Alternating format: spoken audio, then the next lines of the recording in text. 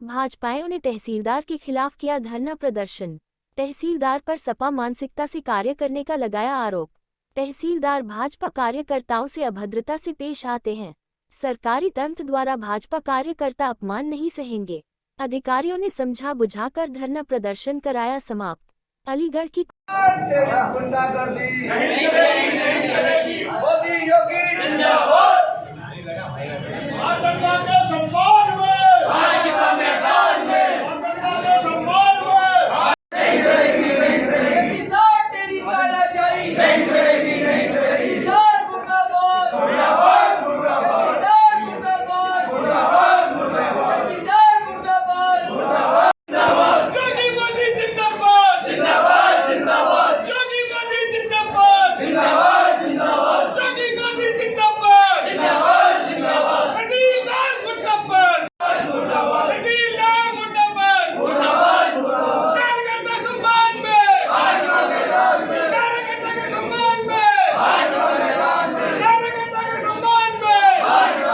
को लगातार 5 दिन से फ़ोन किया गया कर रहा हूँ समय मांगने के लिए।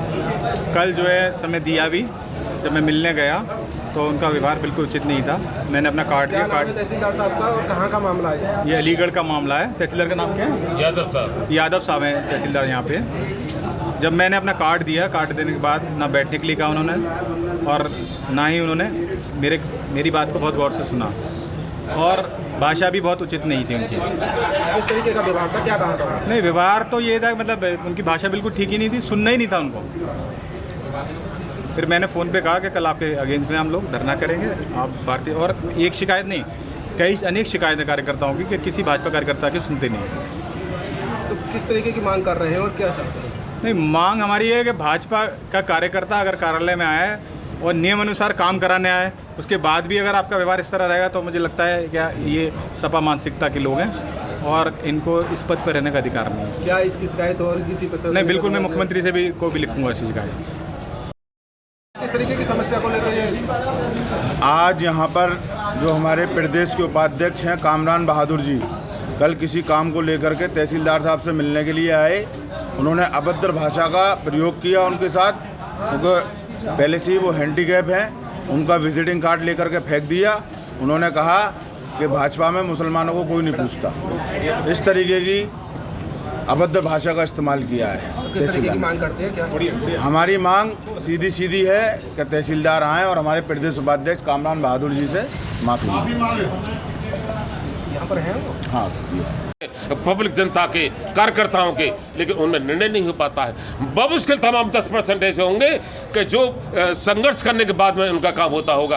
किसान रो रहा है, किसान अन्न का देवता है, किसान देश का पेट भरता है, उसके खिलाफ भी भ्रष्टाचार हो रहा है। किस तरीके का प्रदर्शन हो रहा है, क्या है? हमारे जो प्रदेश उपाध्यक्ष जी हैं, इनके साथ जो अभद्र व्यवहार तहसीलदार ने किया वो नाकाबिले माफ़ी है। मैं रक्षपाल सिंह राघव, अध्यक्ष तहसील बार एसोसिएशन तहसील कुल अलीगढ़ एवं भारतीय जनता पार्टी का उपाध्यक्ष किसान मोर्चा में हूँ। मैं अपने भाइयों के इस प्रदर्शन से के साथ में हूँ और इनके साथ में इनकी समस्या अगर हल नहीं हुई तो ईंट से ईंट बढ़ाने का काम अगर करेंगे तो हम तहसील के बार अध्यक्ष की हैसियत से करेंगे। इसके अलावा ये वो क्रांति है, ये किसी के बुलावे से नहीं आए हुए। आज बीजेपी का कार्यकर्ता सत्ता में होते हुए इनका कार्य नहीं किया जा रहा है।